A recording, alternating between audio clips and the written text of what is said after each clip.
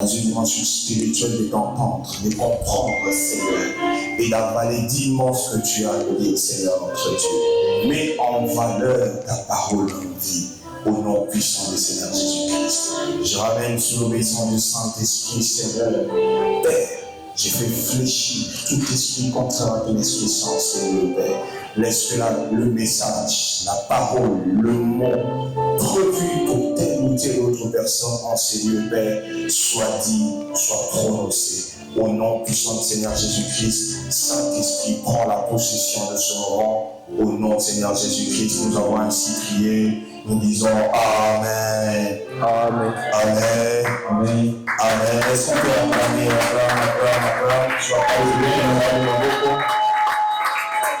pas on passe directement à la lecture.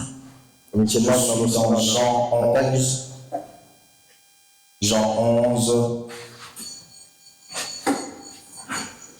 Je suis dans Jean 11, verset 17 au 27e verset. Je vais lire le premier verset. Tu vas te mettre 17.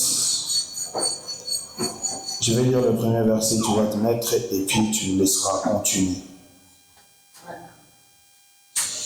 J'ai lu au nom du Seigneur Jésus-Christ. Jésus étant arrivé, trouva que Lazare était déjà depuis 4 jours dans le sépulcre. On peut se mettre.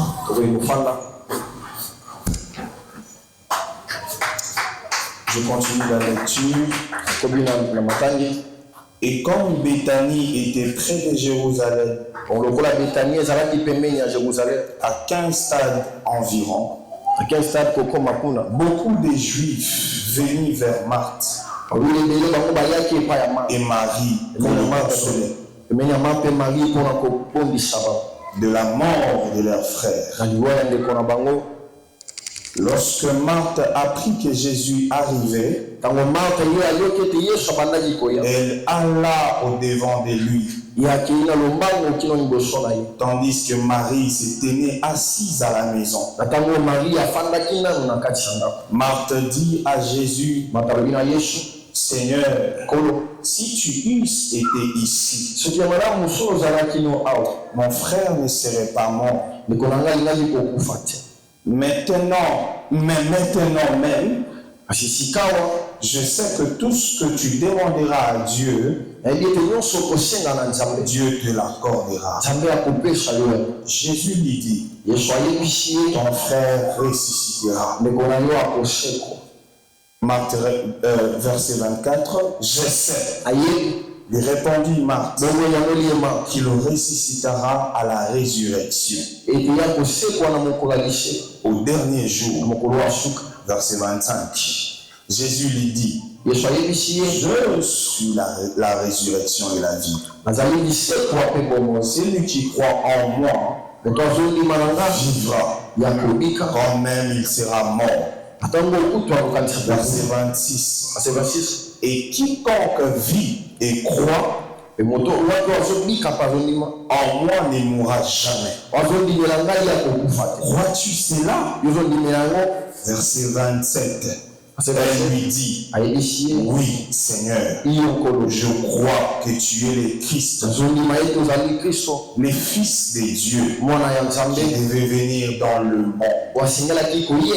Amen. Amen. Est-ce qu'on peut acclamer la parole? Il est Dieu. Ce matin, par la grâce de Dieu, nous allons partager. Ce matin, par la grâce de Dieu, nous allons partager un thème important pour la vie. Le thème tourne autour de le temps de la destinée. Si tu parles à celui qui est à gauche et à droite de toi, le temps de la destinée. Le temps de la destinée.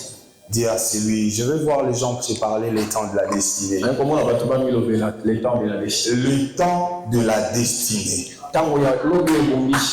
Il est très utile de comprendre cette matière car c'est très très important dans la vie. Le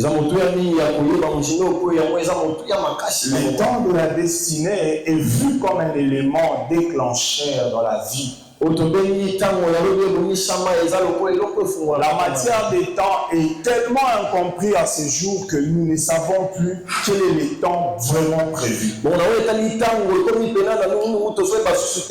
C'est un grand enseignement, mais par la grâce de Dieu, aujourd'hui, je te donnerai une partie. Si on pourra très bien le continuer plus tard. L'enseignement sur les temps.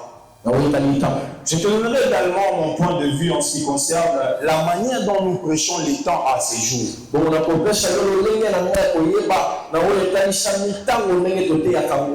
Déjà à l'entrée de jeu, il faudrait savoir, parce que je n'ai pas besoin de définir les temps ici. Déjà à l'entrée des jeux, il faudrait savoir qu'en ce qui concerne les temps, nous avons deux tendances en matière de temps. Nous avons deux formes de temps. Nous avons les temps kairos et nous avons les temps chronos. D'emblée, il faudrait le savoir, toi enfant de Dieu. Lorsqu'on parle de temps kairos, c'est le temps de Dieu. Quand on parle des temps chronos, c'est le temps des hommes, les temps établis par des hommes. Vous savez, à l'époque, pendant le Romain antique, l'existence de l'ère dépendait à l'appellation de chaque dieu. La raison pour laquelle, vous savez, de janvier à décembre sont des noms des dieux antiques. Janvier, février, mars, c'est des appellations de Dieu. Qui s'attribuait une période. Raison pour laquelle on les a fabriqués et tous une place dans un calendrier. Et c'est ce calendrier-là que l'on exécute à ces jours. Je te donne un exemple très simple. Si je te dis qu'aujourd'hui c'est le dimanche, c'est le temps chronos. Si je te dis qu'aujourd'hui c'est le temps de ta guérison,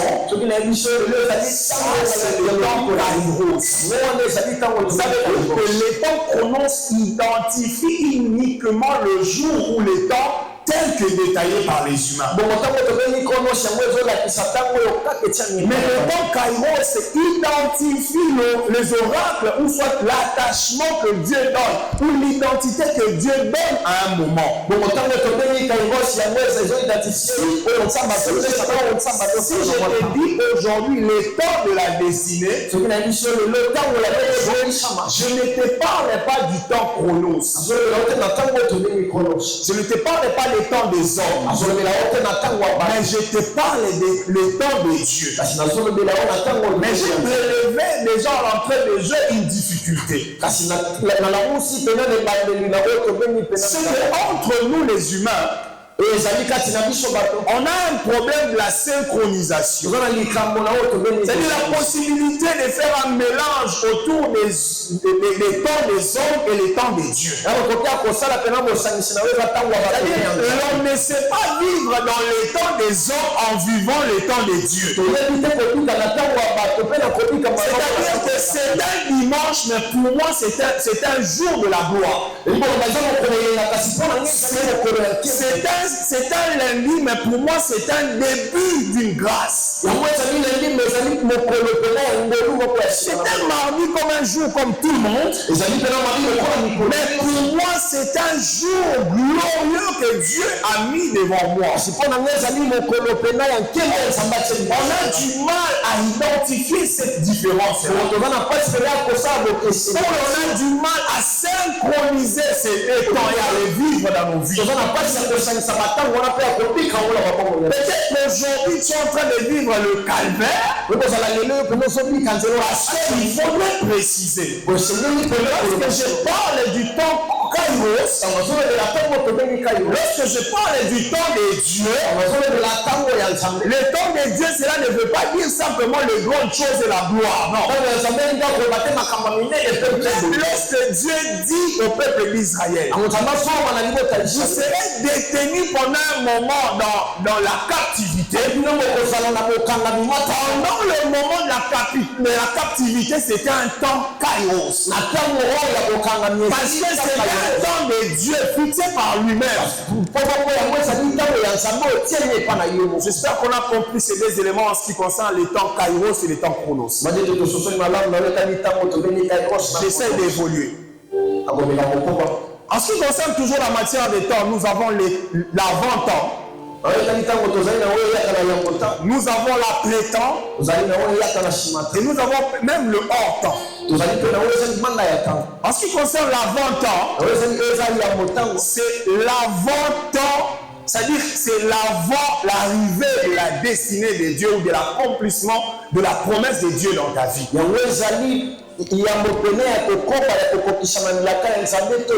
si tu vis l'après-temps, quand tu vis l'après-temps, c'est que tu es déjà en dépassement des temps tels que prévus par Dieu.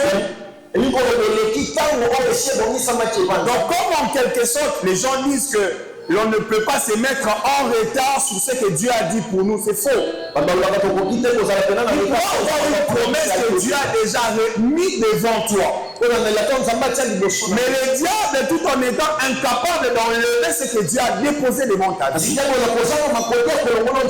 te soumet à des distractions pour que tu tardes à atteindre l'objectif. Il ne peut pas enlever ce que Dieu a posé déjà devant toi. Le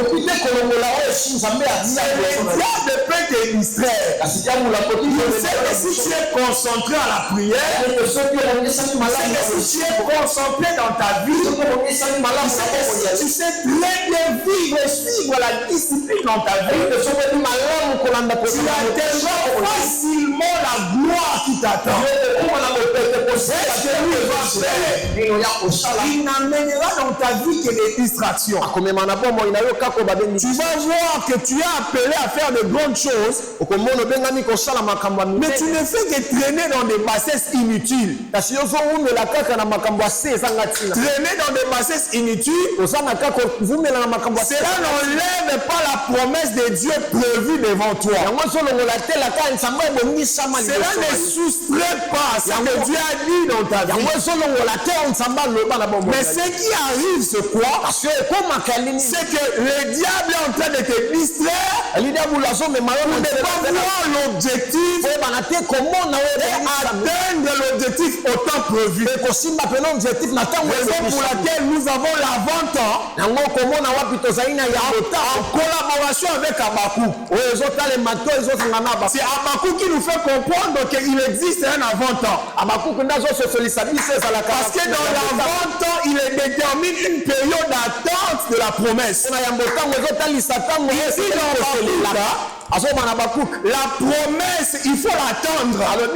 Qui identifie dans notre vie une période d'avant-temps la promesse de Dieu. Mais il existe aussi l'après-temps. Ce qui identifie un retard que tu organises ou le diable organise dans ta propre vie. Les peuples d'Israël ont vécu un après-temps. Ça veut dire qu'ils devaient normalement quitter après 400 ans. Mais comme ils étaient distraits sur les pots de viande qu'ils avaient l'habitude de manger, ils ont oublié totalement ce qui était objectif pour se confier aux accessoires qu'ils voyaient. Ça veut dire que s'ils n'étaient pas d'accord avec les viandes qu'ils mangeaient là, si c'est on mange ici, c'est insuffisant pour nous. Ils allaient se concentrer, ils allaient crier à Dieu depuis 400 ans. Parce qu'ils étaient informés. Le nombre de temps prévu. Mais ils vivaient l'entretemps parce qu'ils avaient déjà oublié cette histoire. Ils étaient à l'aise avec le pot de viande qu'ils mangeaient. Ils étaient confortables avec leur vie de bassesse qu'ils menaient.